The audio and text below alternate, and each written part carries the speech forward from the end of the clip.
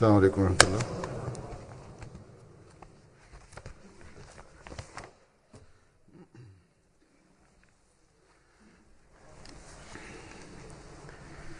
أشهد أن لا إله إلا الله وحده لا شريك له وأشهد أن محمدا عبده ورسوله أما بعد فأعوذ بالله من الشيطان الرجيم بسم الله الرحمن الرحيم الحمد لله رب العالمين الرحمن الرحيم مالك يوم الدين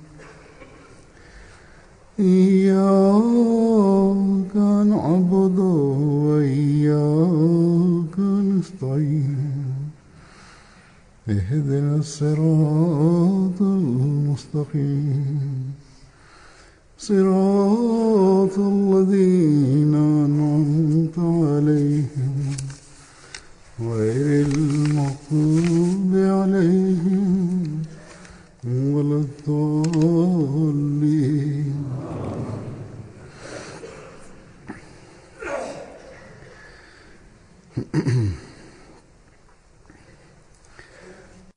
O'g'il va qiz bolalarni nikohlash, so'ngra nikohlashdan keyingi oilaviy muammolar xonadonlarda tashvish hamda tinchsizlanish sababchisi bo'lib turadi. Oila qurgandan so'ng oilaviy muammolar faqat er va xotin uchun muammo bo'lib qolmay, aksincha ikkala tomondagi ota-onalar uchun ham tashvish sababchisi bo'ladi. Faqat bu bilan cheklanmay, agar farzandlari dunyoga kelgan bo'lsa, unda ular uchun ham tashvish tug'dirayotgan bo'ladi. Ba'zida shu sababdan farzandlar diniy va dunyoviy ikkala jihatdan buzilayotib, ota-onalar hamda xonadon uchun tashvishlarni yanada orttirib yuboradi. Qisqasi, tashvishlarning bir silsilasi boshlanadi. Taxminan har kuni xatlarda menga shunday masalalar kelib turadi. Yoki uchrashuv mobaynida kishilar og'zaki bu masalalarni zikr qilishadi. Bir tomonda qizlarni turmushga chiqarish muammosi bor. O'qish bahonasi bilan ularning ayni yoshda turmushga chiqarilmaydi. Yoshi ulg'aygach, o'qishni tamomlaganda hamfikrlik yo'qligini bahona qilib, o'zaro aloqalarda uzoqlashish varxna paydo bo'la boshlaydi. Ba'zi qizlarda shu narsa ham kuzatiladiki, ularning dugonalari bu mamlakatlarda sizlarning ko'p haq-huquqlaringiz bor, eringizdan falon huquqlarni ado etishini talab qilinglar, undan narsalarni talab qilinglar. Men sizni erim deb hisoblamayman deb ayting. Erlarning har bir gapiga bo'ysunmaslik kerak degan noto'g'ri o'y fikrlarni ularda uyg'otishadi. Yana ba'zida ota-onalar ham o'z qizlariga shunday gaplarni o'rgatishadi. Shu sababdan er va xotinning orasida ishonch yo'qqa chiqib, shak shubhalar paydo bo'la boshlanadi. Achinarlisi shuki, turmushga chiqib Pokistondan bu yerga kelgan qizlar Yevropadagi erkinlikni ko'rib, bu rangga bo'yalib, noto'g'ri talablarni qo'ya boshlashadi. Aksincha ba'zida oila qurishdan oldin bu yerga kelishi bilanoq nikohlarni buzishadi. Bu vaziyat faqat qizlarda kuzatilmay, o'g'il bolalarda ham kuzatilmoqda. O'g'il bolalar esa ular qizlarga nisbatan shunday qabih ishlarni ko'proq qilishmoqda. Bunga sabab shuki, o'g'il bolalar ham, qiz bolalar ham nikoh bilan chambarchas bog'liq narsa to'ppa to'g'ri gapirishdan foydalanmaydilar. Nikoh paytida o'qiladigan oyatlarda to'ppa to'g'ri gapirish o'zgacha ta'kidlangan. Bir-biriga to'liq vaziyat aytib berilmaydi. Gohida ota-onalar vaqt o'tishi bilan yaxshi bo'lib qoladi deb qizlarni majburlab turmushga chiqarib qo'yishadi. Turmush qurayotgan ikkala tomon ta'lim jihatidan va o'zining yashash tarzi jihatidan bir-biriga mutanosib bo'lmagan bo'ladi. Shuningdek, ba'zi o'g'il bolalar biror boshqa joyga qiz qishadi, biroq ota-onalar oldida inkor eta olmay Pokistonda uylanishadi yoki shu yerda qarindoshlar ichida ularning xohishiga ko'ra uylanib olishadi. So'ngra biroz vaqt o'tgach qizlarga zulm qila boshlashadi. Eng birinchi kuyov tomonidan zulm qilish boshlanadi. So'ngra nihoyatda muhabbat bilan olib kelgan qaynona tomonidan ham zulm bo'la boshlaydi. Keyinchalik boshqa qaynbo'yinlar tomonidan ham zulm qilinadi. Qisqasi, mayli u o'g'il bolami yoki qiz bolami, u yoqdagi qaynbo'yinlarmi yoki bu yoqdagi qaynbo'yinlarmi, faqat bir tomonni bu gaplar bo'yicha 100% ayblab bo'lmaydi. Ba'zida o'g'il bolalar aybdor bo'ladi, ba'zida qiz bolalar. Men aytib o'tganimdek, bu oilaviy muammolar farzandlarga ham ta'sir o'tkazadi. Bir necha farzand ko'rgach, ko'p vaqt o'tgach va yaxshi hayot kechirgach, to'satdan erning miyasida qo'rt paydo bo'lib, u men o'z xotinim bilan yasha olmayman, shuning uchun men ikkinchi marta uylanaman yoki sizni taloq qilaman deydi. Yoki bir muddat o'tgach, ayol men o'z hayotimni bu kishi bilan nihoyatda aziyatlarda kechirdim. Endi men bunga chiday olmayman. Shuning uchun men ajrashmoqchiman deydi. Bu yerda shu narsani ham aytib berayki, jamoatdagi qazo bo'limiga erkaklarga nisbatan ayollar tomonidan taloq uchun ko'proq arizalar kelib tushadi. Qisqasi, shunday sharoitlarda bolalar ta'sirlanadi. Dunyodagi statistik ma'lumotlar to'plaguvchi idoralarga ko'ra ham bu narsa tasdiqlanadiki, ota-onalarning ajrashishidan keyin bolalar qaysi biri bilan yashashidan qat'iy nazar ruhiy, axloqiy va boshqa salohiyatlar tomonidan ta'sir ko'rishadi. Nima bo'lganda ham bu aziyatli sharoitlarda qaysi guruh mas'ul bo'lsa ham, mayli o'g'il bolalar qizlarni ular g'arb atrof muhitida yashab, qizlar o'z karyerasi uchun muammolar tug'dirishadi va qarindoshchilikni uddalay olmaydi. yoki dastlab biz ayrim sabablarga ko'ra ota-onalar bilan yashamoqchimiz, qizlar bunga yo'l qo'ymayapti, yoki ular dindan xabardor emas deb tuhmat qilsalar, yoki qizlar esa o'g'il bolaga noto'g'ri talablarni qo'yishadi. Masalan, tez orada yangi uyni sotib oling yoki uy sizniki bo'lishi kerak. Yana er va xotinning masalalariga ota-onalar aralashishadi. Yana to'ppa-to'g'ri gapirmaganligi hamda to'g'ri vaziyatdan xabardor qilmaganligi shikva shikoyatlarni paydo qiladi. Men oldin zikr qilib o'tganimdek, nihoyatda muhim bo'lgan narsa, ya'ni to'ppa-to'g'ri gapirishdan foydalanmaydilar. Shuningdek, qizlarning qalblaridagi ayrim gaplar o'g'il bolalar va ularning uylaridagilar uchun bo'ladi. Masalan, o'g'il bolaning otasi yoki boshqa qarindoshlari kelin oldida o'g'il bolani bizning o'g'limiz shunaqa deb maqtab turishadi.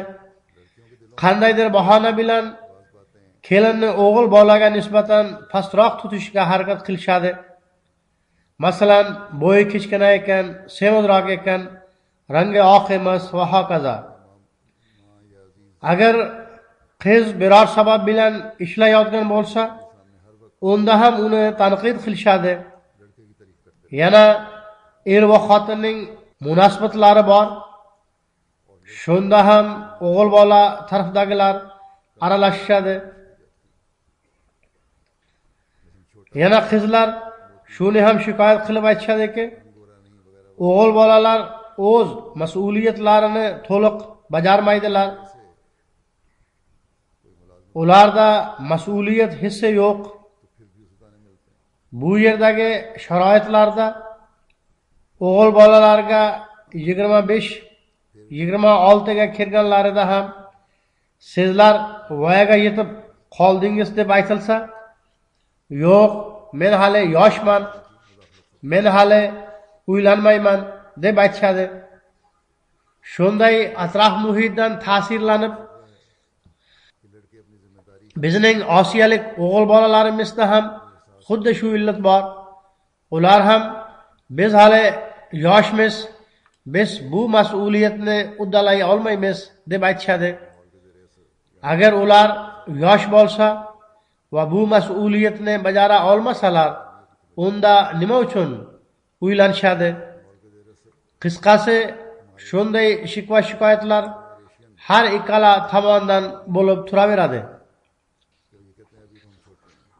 Shuningdek, bir necha yilni birga kechirib, farzandlar ulg'ayganda shikva shikoyatlar paydo bo'ladi.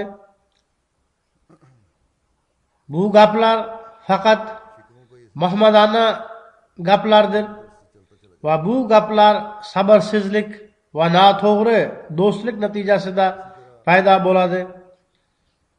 Agar turli yoshga xos bu oilaviy muammolarning sababini bir jumla bilan ifoda etsak, u dindan uzoqlashish, din ta'limotidan xabarsizlik hamda qiziqmaslik va dunyoviy narsalarga qiziqishlikdir.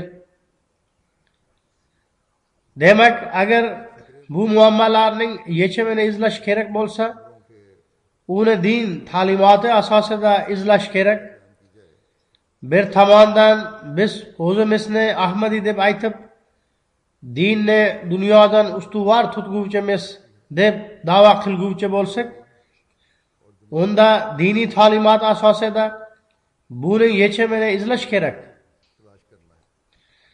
Bu yechim bizga Qur'oni Karim, hadislar va Hazrat Masih Maud alayhissalomning ta'limotlarida topiladi. Biz baxtlimiz, zero biz islomni qabul qilib musulmon bo'ldik. So'ngra bu davrda biz har holda dinni dunyodan ustuvor tutamiz deb ahad olgan Hazrat Masih Maud alayhissalomni qabul qildik. Biz bu ahadni turli tadbirlarda takrorlaymiz. Biroq bunga amal qilish vaqti kelganda uni unutib yuboramiz. To'y va nikoh paytlarida yaxshi kishilar hamda tashqi ko'rinishidan dinga xizmat qilayotgan kishilar ham buni unutib yuborayotgan bo'ladi. Holbuki nikoh va turmush to'g'risida Payg'ambar sallallohu alayhi va sallam tomonidan ham dinni dunyodan ustuvor qo'yishga o'zgacha ta'lim berilgan. Dinni ustuvor tutib, agar dunyo ham topilib qolsa, bu Alloh taolaning fazl marhamatidir. Agar dunyodor kishilar tilidan buni aytadigan bo'lsak, bu premiyadir. Agar e'tiborimiz ko'proq dunyo tomoniga bo'lsa, davomiz dinni ustuvor tutish bo'lsa, unda muammolar yuz beradi. Zero rostgo'ylik yo'q. Demak, sovchilik paytida ko'z oldiga qo'yish uchun Payg'ambar sallallohu alayhi va sallamning quyidagi nasihatini doimo esda tutish kerak. Abu Hurayra radhiyallohu ta'ala anhudan shunday rivoyat qilinadi. Payg'ambar sallallohu alayhi va sallam ayol kishiga odatda 4 sababdan uylaniladi. Mol davlati uchun, asl zodaligi uchun, chiroyi uchun va dini uchun. Demak, sen dindorini istagin, barakat topasan deya marhamat qilganlar. Agar shu narsani o'g'il bolaning uydagilari ko'z oldiga qo'ysalar, qiz bola va uning uydagilar dinni birinchi o'rinda qo'ysalar, unda o'g'il va qizning o'zaro hamda ularning uydagilari to'g'risida tug'iladigan shikva shikoyatlar o'z-o'zidan barham topadi.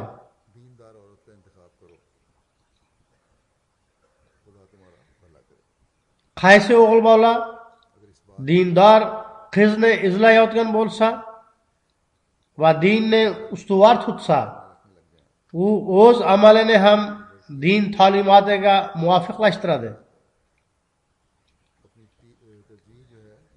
U din ta'limotiga amal qilayotganda uyida sababsiz mayda-chuyda narsalardan fitna fasod chiqmaydi. Hamda o'g'il bolaning uydagilari qiz bola uchun mushkulot yaratmaydilar.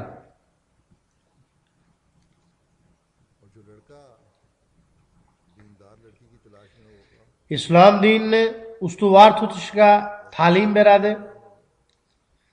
Biroq ba'zida ikkala tomon bir-biriga mutanosib bo'lmaydi. Shuning uchun oila qurishdan oldin istixora qilib olinglar. Oila qurish uchun Alloh taoladan xayrni tilanglar. Agar Alloh taolo nazdida bu nikohda yaxshilik bo'lmasa, u to'sqinlik paydo qilib qo'ysin. Hazrat birinchi xalifa radhiyallohu ta'ala anhu bu haqda bir joyda nihoyatda go'zal uslubda aytib berdilar. Payg'ambar sallallohu alayhi va sallam bizga murovat qilib shunday yo'lni ko'rsatdilarki, agar biz unga amal qilsak, Xudo xolasa nikoh albatta taskin sababchisi bo'ladi. Alloh taolo Qur'oni Karimda aytib bergan nikohning maqsad muddaolari, ya'ni taskin va muhabbat paydo bo'ladi.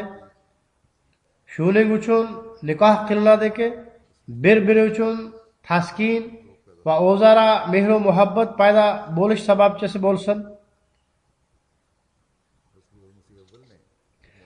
u zot roziyallohu anhu davom etib shunday deydilar: nikohning eng birinchi maqsad muddaosi dindir. Go'zallik va chiroy, mol davlat yoki aslzodalik nikohning sababchisi bo'lmasin. Birinchidan niyat yaxshi bo'lishi kerak. Ikkinchidan nikohdan oldin istixora qilib olinglar. Demak, agar nikohlanishdan oldin inson Alloh taoladan taskin va muhabbat bilan hayot kechirishga hamda agar bu nikoh men uchun taskin va xayr sababchisi bo'lsa, unda bo'lib qolsin deb duo qilib nikohlansa, unda Alloh taolaning fazl marhamati bilan hayoti muvaffaqiyatli bo'ladi. Biroq shuni esda tutinglarki, uylangandan keyin ham shayton har qanday vositalar orqali hujum qilib turadi. Shuning uchun doimo turmushning xotirjamlik hamda mehr muhabbat bilan o'tishi uchun duo qilib turish kerak. Birinchi xalifa hazratlari istixoraning ahamiyatini bayon qilib shunday deydilar: nikoh ham katta ishlardan biridir. Bu kichkina ish emas. U katta ishlardan hisoblanadi. Ko'pchilik odamlar kishi oliy qondan bo'lsin, aslzoda bo'lsin, mol davlatli hamda hukumat va jalolli bo'lsin, go'zal va navqiron bo'lsin deb o'ylashadi. Biroq payg'ambar sallallohu alayhi vasallam shunday deydilar: qiz bola yoki o'g'il bola bo'ladimi, dindor inson topishga harakat qilinglar. Ba'zida axloqlar, xatti harakatlar va dindorligidan xabardor bo'lish qiyin. Oldindan ularni inson bila olmaydi. Ba'zi nikohlar ham shu sababdan buziladi. Ular biz dindor, yaxshi axloqli deb nikoh qildik. Biroq keyinchalik barchasining noto'g'ri ekanligini bilib oldik deb aytishadi. Shuning uchun istixora qilib olinglar. Biz oqibatdan bexabar bo'lamiz. Biroq Alloh taolo olimul g'aybdir. Shuning uchun birinchi yaxshilab istixora qilib Alloh taoladan yordam tilanglar. U zot roziyallohu taolo anhu nikoh oyatlarida taqvoni ko'z oldiga qo'yib, qon qarindoshchilikka rioya qilinglar, rost gapiringlar, sizlar o'zingizning ertangiz uchun nima qilayotganingizni sinab ko'ringlar deb nasihat qilingan. Agar sizlar hayotda muvaffaqiyatni qo'lga kiritmoqchi bo'lsangizlar, unda taqvo nihoyatda zarur. Shu haqda u zot roziyallohu anhu shunday deydilar: nikoh paytida tilovat qilinadigan oyatlarda shu narsaga e'tibor qaratilganki, bu duolarni qilib o'z ishlarining oqibatiga diqqat qilsin. Yana payg'ambar sallallohu alayhi vasallam nikoh paytida tabriklash uchun ham quyidagi duo o'rgatganlar: barakallohu lakuma va barak alaykuma va jama baynakuma fil xayr. Ya'ni Alloh taolo sizlarga baraka bersin va sizlar ikkovingizga baraka nozil qilsin va sizlar ikkovingizni yaxshilikka jamlasin. Demak, har bir fursatda xayr va baraka uchun duo qilingan. Nikohlar ham barakali bo'ladi. Pokiston va Hindistondagi ba'zi kishilar hozirgacha qavm, urug' va toifa degan muammolarga giriftor bo'lgan. Vaholanki Alloh taolo shunday deydi: sovchilik uchun duo qilib istixora qilinglar, dinni ustuvor tutinglar. Biroq bular duo qilish va dinni ustuvor tutish o'rniga qavm va toifaga ko'proq e'tibor berishadi. Hazrat Masih Maud alayhissalom shunday deydilar: "Sovchilikda faqat shu narsani e'tiborga olish kerakki, kim bilan nikoh qilinayotgan bo'lsa, u saodatmand va solih inson bo'lsin va biron bir fitna sababchisi bo'ladigan baloga mubtalo bo'lmasin. Esda tutish kerakki, dinda urug'larga rioya qilinmaydi, faqat taqvo hamda saodatmandlikka rioya qilinadi." Demak, taqvoning asosiy usuli shu bo'lib, qolgan barcha narsalar bidatlardir. Biroq mutanosiblikni ko'rish kerak, ammo shunda ham qattiq qo'llik bo'lmasligi lozim. Mutanosiblik qay darajagacha bo'lishi kerak? Bu haqda Hazrat Masih Maud alayhissalomning birovning savoliga binoan javoblarida shunday zikr uchraydi. Bir kishi shunday savol bilan murojaat qildi: bir ahmadiy kishi o'z qizini mutanosib bo'lmagan bir ahmadiyga uzatmoqchi. Holbuki o'zlariga mutanosiblarida farzand bor.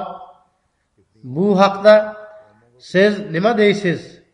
Hazrat Masih Maud alayhissalom javoban shunday dedilar: agar sharoitlarga muvofiq farzand o'zlariga mutanosib kishilarda topilsa, unda mutanosib bo'lmagan kishilarga uzatishga nisbatan yaxshiroqdir.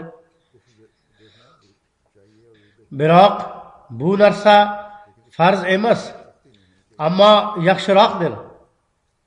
Har bir kishi shunday ishlarda o'zining va farzandlarining xayrixohligini yaxshi biladi. Agar o'ziga mutanosiblarda bunga loyiq farzand bo'lmasa, unda boshqa joyga uzatishning ziyoni yo'q. Shunday kishini u har holda qizini o'zlariga mutanosib kishiga uzatsin deb majburlash ham joiz emas. Ba'zi kishilar o'z urug'lari bilan faxrlanishadi. Shunday bir kishini bir marta birinchi xalifa radhiyallohu ta'ala anhu qattiq so'roqqa tutdilar. Bir tomondan ular o'z urug'i bilan faxrlanishadi. Ikkinchi tomondan ularning ahvoli qanaqa? Ikkinchi xalifa radhiyallohu anhu shunday deydilar: bir marta bir kishi birinchi xalifa radhiyallohu anhu oldiga kelib, "Men sayyidzodaman, qizimni turmushga chiqarishim kerak. Shuning uchun siz menga ozgina yordam bering" dedi. U zot radhiyallohu anhu dedilar: Payg'ambar sallallohu alayhi vasallam o'z qizlariga bergan buyumlarning barchasini men sizga berishga tayyorman. U kishi buni eshitishi bilanoq, "Siz meni yerga urmoqchimisiz?" dedi. Seb shunday urf-odatga kirganki, shu sababdan ba'zida muammolar tug'iladi. Hazrat birinchi xalifa radhiyallohu anhu shunday dedilar: "Sizning or nomusingiz Payg'ambar sallallohu alayhi vasallamning or nomuslaridan yuqoriroqmi? Siz sayyidzoda bo'lganligingiz uchun hurmat qilinasiz. Agar shuncha seb berib Payg'ambar sallallohu alayhi vasallam sharmanda bo'lmagan bo'lsalar, siz qanday qilib sharmanda bo'la olasiz? Bir tomondan siz o'zingizni sayyidzoda deb aytasiz. Unda sharmandalik qayoqda?" Demak, ba'zida qizlarga "Siz ozgina seb bilan keldingiz" deb ta'na ham qilinadi. Bunda qizlarga ruhiy aziyat yetkazadigan kishilarga ham ibrat bordir. Shuningdek, qiz tomondagilarga ham ibrat borki, ular holiga yarasha seb bersinlar. Biroq sababsiz o'zlarini qiynamasinlar. Istixoradan oldin qayerda nikohlanish kerak bo'lsa, u qizni ham ko'rib olish kerak. Bu haqda Hazrat Abu Hurayra radhiyallohu ta'ala anhudan rivoyat qilingan Payg'ambar sallallohu alayhi vasallamning bir hadislari bor. U zot radhiyallohu anhu shunday rivoyat qiladilar: "Men Payg'ambar sallallohu alayhi vasallam yonida o'tirgandim. U zot sallallohu alayhi vasallam oldiga bir kishi kelib, men ansorlarning bir ayoliga nikoh payg'amini yetkazdim dedi. Payg'ambar sallallohu alayhi vasallam siz u ayolni ko'rib oldingizmi dedilar. Yo'q dedi. U zot sallallohu alayhi vasallam shunday dedilar, birinchi uni ko'rib oling, zero ansorlarning ko'zlarida qandaydir nuqson bo'ladi. Demak, qizning uyiga borib uni ko'rishda hech qanday ayb yo'q. Biroq ba'zi o'g'il bola tomonidagilar o'zlarining takabburligi sababli qizlarning uylariga o'z o'g'illari bilan borib, bizni sovchilik idorasi qizni ko'rish uchun yubordi deb aytishadi. So'ngra men aytib o'tganimdek, o'zlarining takabburliklari sabab u yerga borib g'alati gaplar aytishadi. Vaholanki ular suratni oldindan ko'rgan bo'ladilar. Bir-biri to'g'risida ma'lumotlarni ham olib bo'lgan bo'ladilar. Biroq shunda ham kechiktirib, agar dunyoviy tomondan yaxshiroq qiz topilsa, unda birinchi guruhni inkor etib qo'yishadi. Bu noto'g'ri ishdir. Ahmadiy qizlarning ko'pchiligi o'z ota-onalarini hurmat qilib, ular ma'qul ko'rgan bolalarni qabul qilib olishadi. Biroq ba'zi joylarda men aytib o'tganimdek, o'g'il bola tomonidagilar kelib ko'rib, so'ngra javob qaytarmay qo'yishadi. Ular ma'lumotlar orqali bo'y qancha va hokazolarni bilib olib, sababsiz kechiktiradilar hamda bema'ni gaplarni gapirib, qiz bolaga ruhiy aziyat yetkazmasliklari kerak. Din bizga aytib bergan nikohning maqsad muddaolariga agar amal qilinsa, unda qizlarga ruhiy aziyat yetkazilmaydi va o'g'il bolalar tomonidan ham takabbur yoki birovning hissiyoti bilan o'ynashish holatlari yuz bermaydi. Hazrat Masih Maud alayhissalom nikohning mohiyatini bayon qilib shunday deydilar: Qur'on bizga ta'lim berganki, taqvodor bo'lib turish uchun nikoh qilinglar. Nikohning maqsad muddaosi taqvodor bo'lib turishdir. Solih farzandlar bo'lishi uchun duo qilinglar. U o'zining pok kalomida shunday deydi: Muhsinina g'ayra musofihin, ya'ni sizlarning nikoh niyatingiz taqvodorlik hamda parhezgorlik qal'asiga kirish uchun bo'lsin. Muhsinin degan so'zda shu mazmun ham borki, uylanmaydigan kishi faqat ruhoniy balolarga mubtalo bo'lmay, balki jismoniy balolarga ham mubtalo bo'ladi.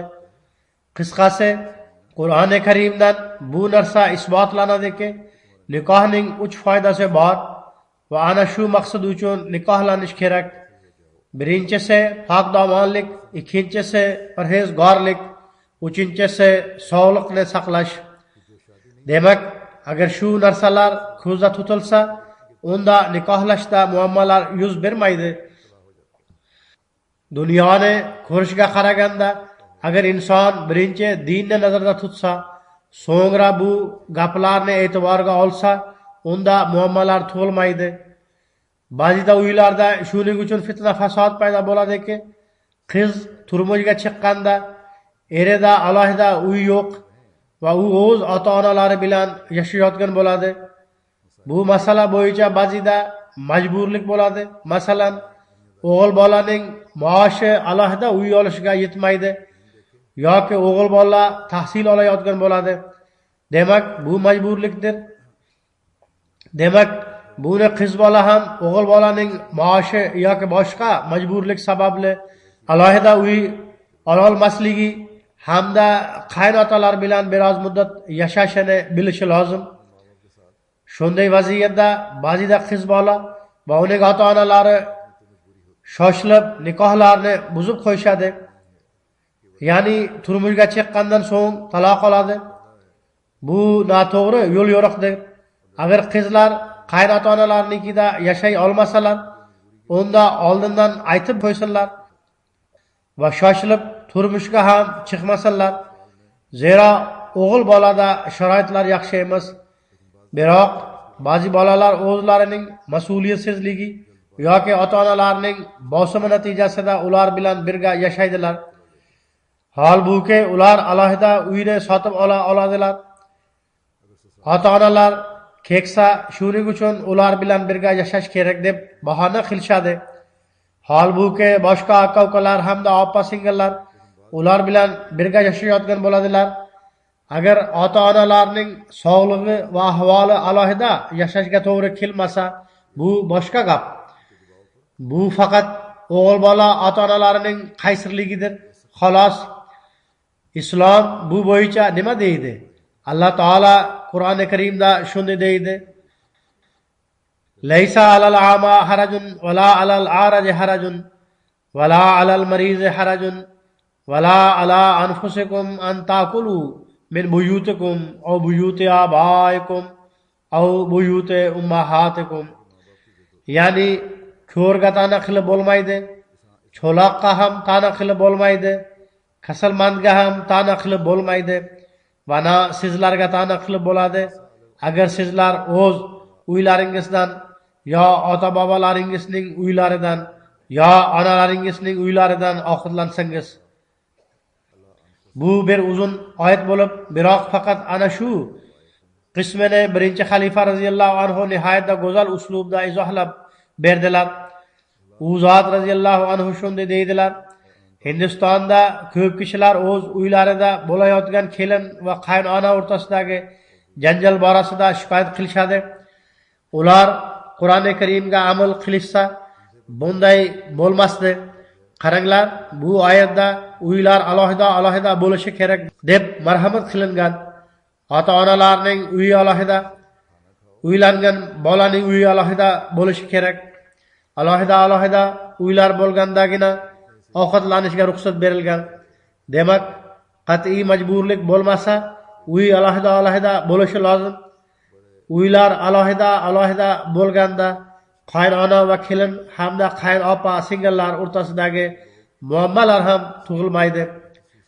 Bu bilan birgalikda o'g'il va qiz ham o'z mas'uliyatlarini sezishadi. Men bu yerda shu narsani ham aytmoqchimanki, ba'zi kishilar o'z qizlarini nikohlashdan oldin o'g'il boladan sizda uy bormi? Siz uyga o'zingiz xo'jayinsizmi? deb so'rashadi. Agar uy bo'lmasa, unda nikohlamaydilar. Bu ham noto'g'ri yo'ldir. Demak, dunyoviy ochko'zlikning o'rniga qiz tomondagilar o'g'il bolaning dindorligiga qarashlari lozim. Agar uyda mehr va muhabbat bo'lsa, unda uylar ham sekin asta nasib qiladi. Shuningdek, ba'zi mamlakatlardan menga bunday shikoyat ham kelib tushadiki, odamlar o'z qizlarini bizning targ'ibotchilarimizga ularning o'z hayotini bag'ishlaganligi sababli nikohlashni xohlamaydilar. Bu ham noto'g'ri. Vaholanki dindorligiga qarashlari kerak. Yana Alloh taolo erkaklarga nasihat qilib, ayollarning gaplariga shoshilib qaror chiqarmanglar va ular bilan yomon munosabatda bo'lmanglar va ulardan xafa bo'lmanglar deb marhamat qilib shunday deydi: Va ashiruhunna bil ma'ruf fa in karihtumuhunna fa asa an takrahu shay'an va yaj'alallohu fihi khayran kaseera. Ya'ni va ular bilan yaxshi muomala qilib umr o'tkazinglar va agar sizlar ularni yoqtirsangizlar, ehtimol sizlar yoqtirmagan narsada Alloh juda ko'p yaxshilik qo'yar. Demak, birinchi xalifa radhiyallohu anhu buni izohlab shunday deydilar: Ey azizlar, agar sizlar o'z ayolingizda qandaydir yoqimsiz narsani ko'rsangiz, unda ham sizlar u bilan yaxshi muomala qilinglar. Alloh taolo shunday deydi: Biz unda yaxshilik va xayrixoh paydo qilib qo'yamiz. Bir narsaning haqiqatda yaxshi bo'lishi va sizlarga yomon tuyulish ehtimoli bor. Demak, bu o'z ayollarini haydashda shoshqaloqlik qiladigan, yaxshi muomala qilmaydigan yo ayollarning hissiyotlariga rioya qilmaydigan yoki ayollarning ayrim gaplaridan xafa bo'lib, ular bilan yomon muomala qiladigan erkaklar uchun ayollar bilan yaxshi muomala qilinglar degan nasihatdir. Sizlar ko'z qarashlaringiz bo'yicha ayollarning yoqimsiz gaplari to'g'risida ham qaror chiqarishda shoshilmanglar. Zero yuzaki ko'rinishdan yoqimsiz narsaga ham yaxshilik yashiringan bo'lishi mumkin. Sizlar shoshqaloqlik hamda noto'g'ri munosabat sababli bu xayrdan mahrum qolasizlar.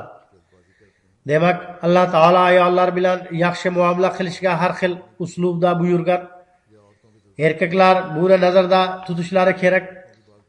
Yana erkaklarning ikkinchi marta uylanish xohishi sababli ham ko'p muammolar tug'ilmoqda. Oilalarda janjallar bo'lmoqda.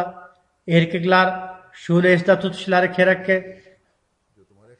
islomda ikkinchi nikohga ruxsat berilgan bo'lsa, u ba'zi shartlar va joiz ehtiyoj bilan bog'liqdir.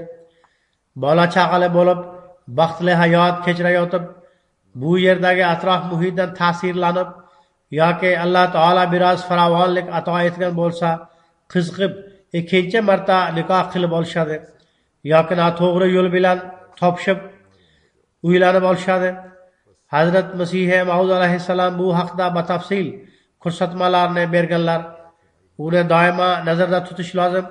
U zot alayhissalom shunday deydilar: Alloh taolaning qonunini uning roziligiga qarshi hech ishlatmaslik kerak. Nafsoniy his tuyg'ularga qalqon bo'ladigan foydani ham ko'tarmaslik kerak. Ya'ni Alloh taolaning qonunidan o'zining nafsoniy his tuyg'ularini qondirish uchun foydalanmaslik kerak. Esda tutinglar, bunday qilish gunohdir. Alloh taolo shahvat sizlarni yengib olmasin, balki har bir ishda sizlarning maqsad muddaolaringiz taqvodorlik bo'lsin deb takror marhamat qiladi. Agar shariatni qalqon qilib shahvatlarni qondirish uchun ayollar olinsa, unda natija faqat shu chiqadiki, boshqa qavmlar musulmonlarga ayollar olishdan bo'lak boshqa hech ishi yo'q deb e'tiroz bildirishadi. Nafsoniy shahvatlaringizni qalqon qilib olib nikoh qilsangiz bu joiz emas. Aloqa o'rnatib yangi ayollar olib eskilarini tark etish mutlaqo noto'g'ridir. Bu noto'g'ri yo'ldir. U zot alayhissalom deydilarki, agar odamlar musulmonlarga nikoh qilishdan boshqa hech ish yo'q deb e'tiroz bildirsalar, ular haq. Faqat zinoning nomigina gunoh emas, balki shahvatlarning qalbda ochiqdan ochiq joylanishi gunohdir. Inson hayotida dunyoviy foydalarning ulushi ozroq bo'lishi kerak. Fal yazhaku qalilan val yabku kasira. Ya'ni oz kulishlaringiz va ko'p yig'lishlaringiz kerak. Biroq kimning dunyoviy manfaatlari ko'proq bo'lsa, ya'ni dunyoviy xohish istaklari ko'proq bo'lsa va u kishi tunu kun ayollar bilan band bo'lsa, u kishida yallish va yig'lash qachon paydo bo'ladi? Xuddi shu ahvol inson band bo'ladigan boshqa behuda narsalardadir. Ko'pchilik odamlarning ahvoli shuki, ular bitta o'y fikrni qo'llash va unga ergashish uchun barcha sharoitlarni yaratishadi. Shunday qilib, ular Alloh taolaning haqiqiy irodasidan uzoqlashib ketishadi. Mayli, Alloh taolo ba'zi narsalarni joiz qilgan, biroq buning ma'nosi shu emaski, to'liq hayot u bilan o'tkazilsin. Alloh taolo o'z bandalarini maqtab shunday deydi: Yabituna li robbihim sujadan va qiyama. Ya'ni ular o'z Parvardigori uchun to'liq kechani sajda va qiyom bilan o'tkazishadi. Endi qaranglar, kuni tun ayollar bilan band bo'lgan kishi Alloh taolaning rizosiga muvofiq kechasini ibodat bilan qanday qilib o'tkaza oladi? U ayollarni olib go'yo Alloh taolaga sherik qilib oladi. Payg'ambar sallallohu alayhi vasallamning 9 ta ayollari bo'lgan.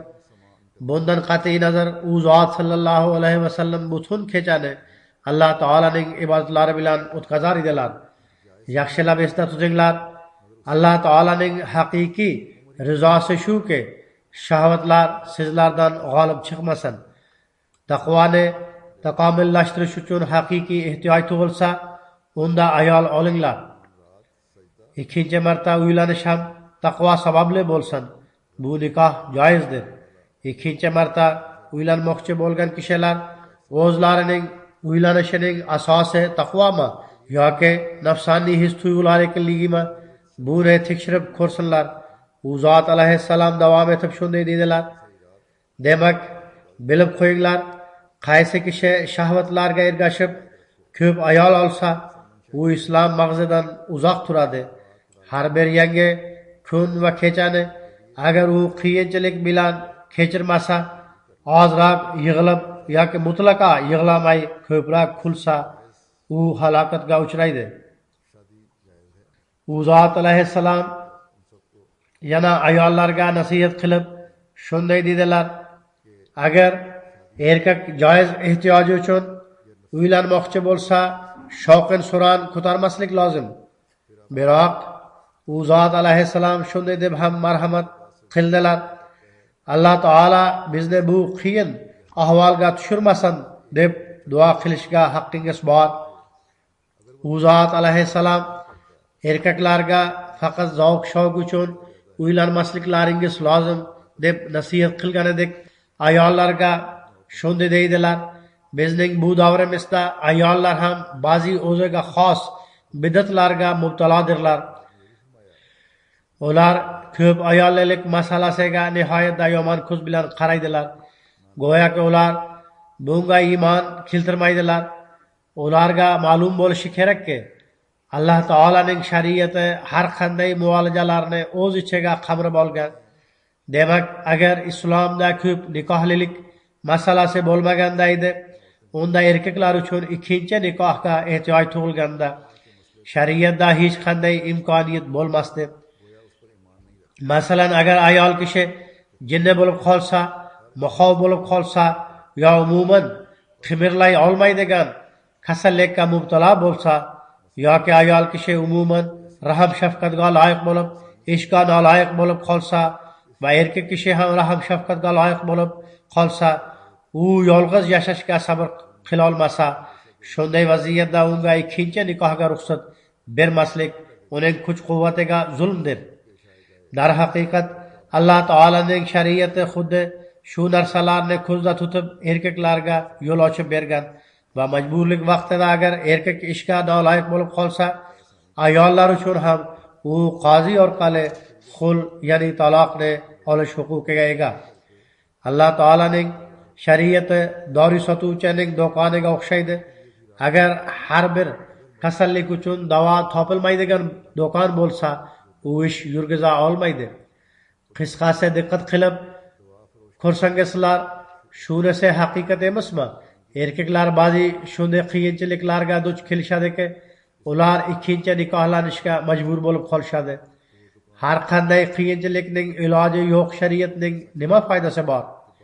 Qaranglar, Injilda taloq masalasiga nisbatan faqat zino sharti bor edi va erkak hamda ayolning o'rtasida qattiq dushmanlik paydo qiladigan boshqa yuzlab narsalarning zikri uchramaydi. U zot alayhissalom ayollarga nasihat qilib shunday deydilar: ey ayollar, tashvishlanmanglar. Sizlarga ato etilgan kitob Injildek insoniy o'zgartishlar kiritishga muhtoj emas. Bu kitobda erkaklarning haq-huquqlari muhofaza qilinganidek, ayollarning haq-huquqlari ham muhofaza qilingan. Agar ayol kishi erkakning ko'p ayolligidan norozi bo'lsa, u qozi orqali ajrasha oladi. Shariatning chala bo'lib qolmasligi uchun musulmonlarga duch keladigan har qanday vaziyatlarni shariatda zikr qilib qo'yish Alloh taolaning farzi edi. Demak, ey ayollar, erlaringiz ikkinchi nikohga iroda qilganda Alloh taoladan shikva qilmanglar. Aksincha, sizlar Alloh taolo bizni musibat va sinovdan saqlasin deb duo qilinglar.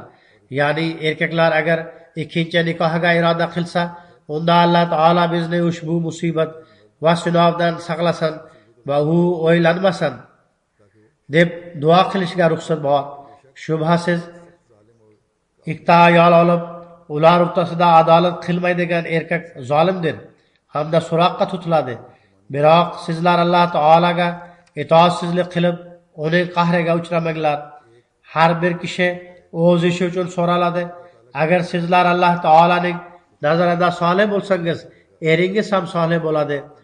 Mayli, shariat turli sabablar bilan ko'p nikohlilikka ruxsat bergan, biroq qazo va qadr sizlar uchun ochiq. Agar shariat qonuni sizlar uchun chidamli bo'lmasa, unda duo orqali qazo va qadr qonunidan foyda ko'ringlar. Zero qazo va qadr qonuni shariat qonunidan ham g'olib chiqadi. Taqvoni ixtiyor etinglar, dunyoning zeb-zinatlariga berilmanglar. Qazo va qadr qonuni nima? Ya'ni Alloh taoladan duo so'ranglarki, u erning qalbidan ikkinchi marta uylanish xayolini chiqarib tashlasin.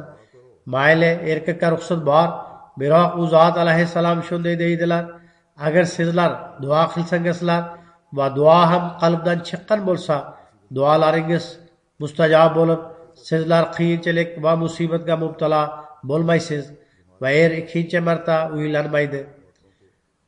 Alloh taolo jamoat a'zolari erkak va ayollarga aql va kuch-quvvat bersinki, ular o'zlarining oilaviy muammolarini Alloh taolaning ta'limotiga muvofiq hal qiluvchi bo'lsinlar.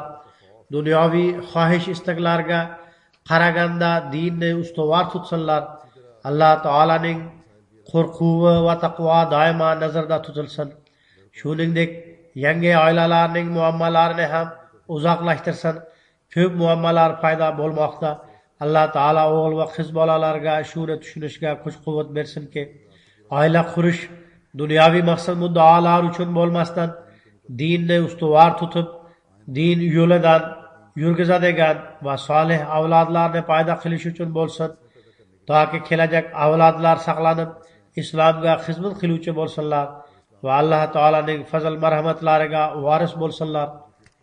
Namozlardan keyin men bir necha janoza namozlarini o'qitaman.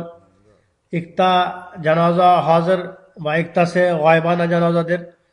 Birinchi janoza Xudobaxsh Mo'min sohibning o'g'li Muhammad Navoz Mo'min sohibnikidir. U kishining hayoti bag'ishlangan edi. U kishi 2017-yilning 15-fevral kuni 85 yoshida Germaniyada vafot etdi. Inna lillahi va inna ilayhi rojiun. U kishi Hazrat Masih Maud alayhissalomning sahobasi Hazrat Mo'minji sohibning kuyovi edi. Otasi taxminan 1922-yili Qodiyonga borib Hazrat Muslih Maud roziyallohu anhuning qo'llariga bay'at qilgan edi. Uning farzandlari tug'ilish paytidayoq vafot etar edi. G'ayri ahmadiylar, siz ahmadiy bo'lib ketgansiz, shuning uchun farzandlaringiz vafot etishadi deb ta'nalar qilishar edi. Shunda otasi bu kishining tug'ilishida Alloh taolaga mening bu o'g'lim tirik qolsa, men uni islomga xizmat uchun bag'ishlayman deb ahd qildi. Chunonchi Alloh taolaning fazl marhamati bilan bu bola undan keyin yana 4 farzand omon qolib uzoq umr ko'rdilar. Otasi tug'ilishi bilanoq Alloh taolaning yo'lida vaqf qilgan edi. U 1959-yili Jami'a Ahmadiyadan o'qishni bitirgach, to'liq hayoti davomida jamoatga xizmat qilib turdi. Ravvadagi Al-Fazl idorasi, Darul Qazo hamda vasiyat idorasida uzoq muddat xizmat qilishga kuch-quvvat topdi. 1969-yili Germaniyaga ketib qoldi. U yerda ham har qanday sohalarda jamoatga xizmat qilishga kuch-quvvat topgan. Da'vat qilishga katta qiziqishi bor edi. Namoz va ro'zaga rioya qilar edi, sabr hamda shukr qiluvchi edi, oz gapirguvchi, dindor va solih kishi edi. Qur'oni Karimni o'ta sevar edi. Bilimni tarqatish va Qur'oni Karimni tajvid bilan o'qitishga ko'p qiziqar edi. Marhum vasiyat tizimiga qo'shilgan edi. U kishi o'z orqasida bir qiz va bir o'g'ilni qoldirgan. Ikkinchi janoza shu yerda yashovchi Sarbatan jamoati prezidenti Sayyid Rafiq Ahmad Safir sohibnikidir. U kishi 2017-yil 28 fevral kuni 61 yoshida vafot etdi. Inna lillahi va inna ilayhi rojiun. Otasi Safiruddin sohib G'ananing Kumasi shahridagi Ahmadiyya oliy maktabining birinchi direktori edi.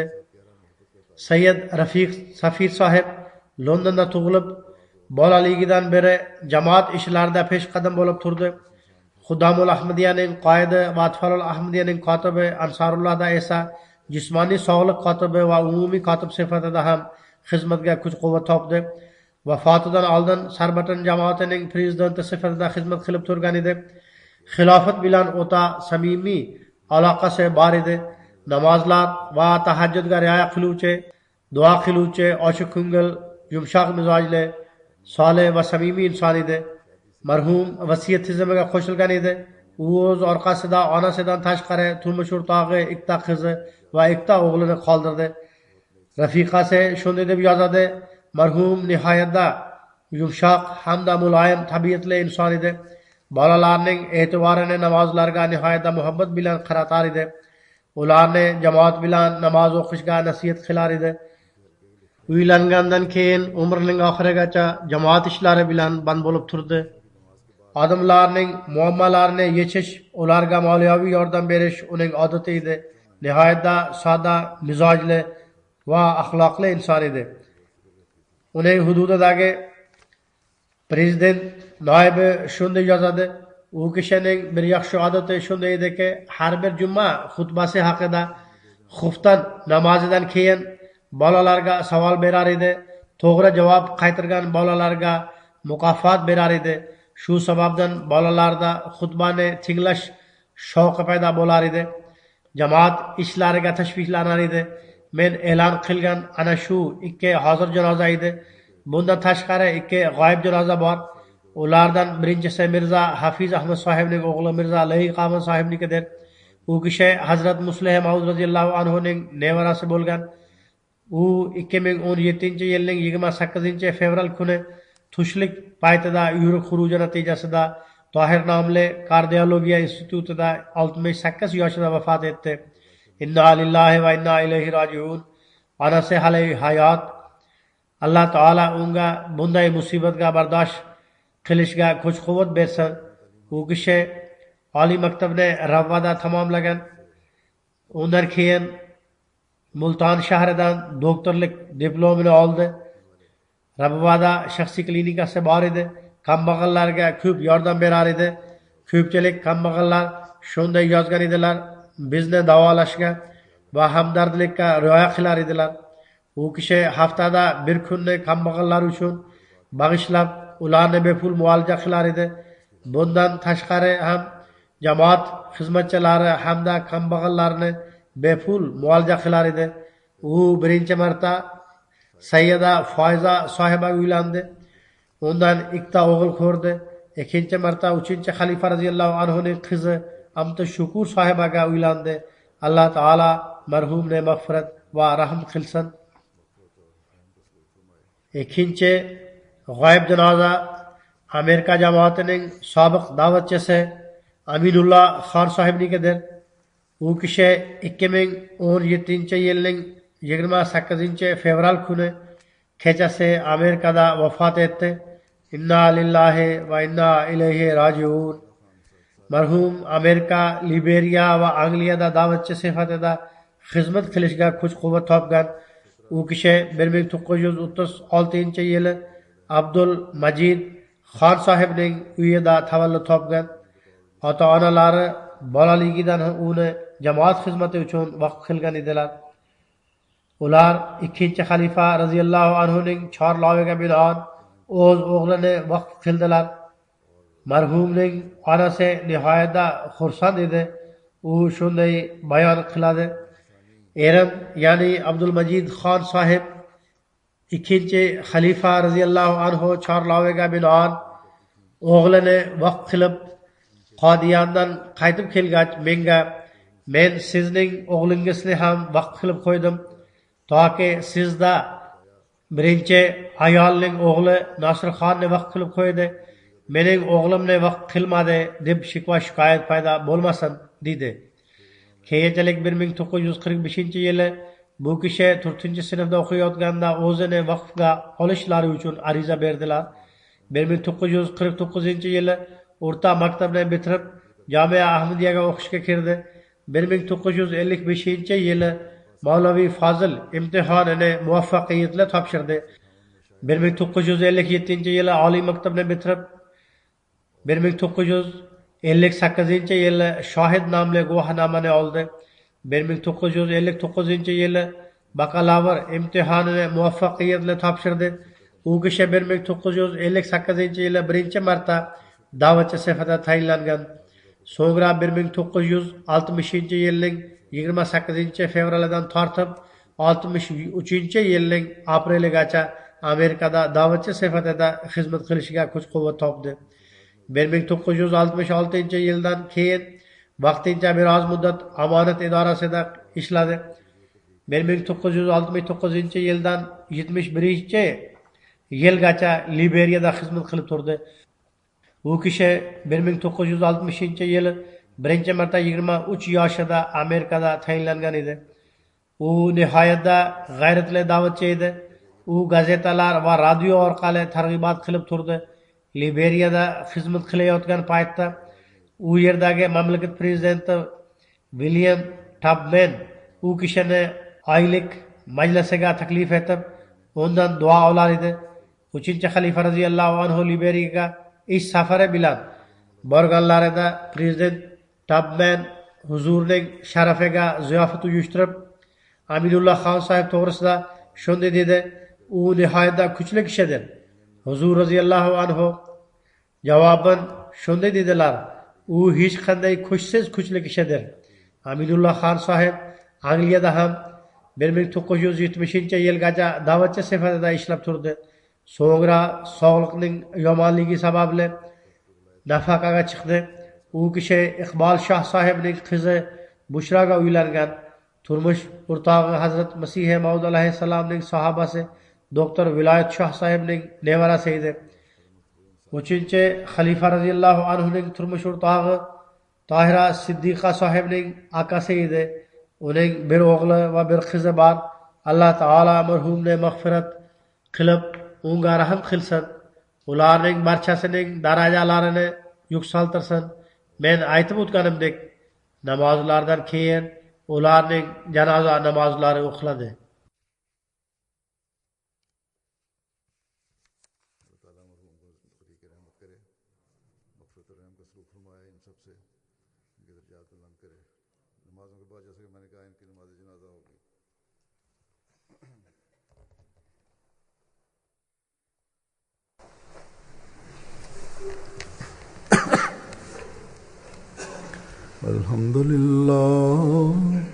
الحمد لله نحمده ونستعينه ونستغفره ونؤمن به ونتوكل عليه ونعوذ بالله من شرور أنفسنا ومن سيئات أعمالنا من يهده الله فلا مضل له ومن يضلل فلا هادي له ونشهد أن لا إله إلا الله ونشهد أن محمدا عبده ورسوله عباد الله رحمكم الله إن الله يأمر بالعدل والإحسان وإيتاء ذي القربى وينهى عن الفحشاء والمنكر والبغي يعظكم لعلكم تذكرون اذكروا الله يذكركم وادعوه يستجب لكم ولذكر الله أكبر.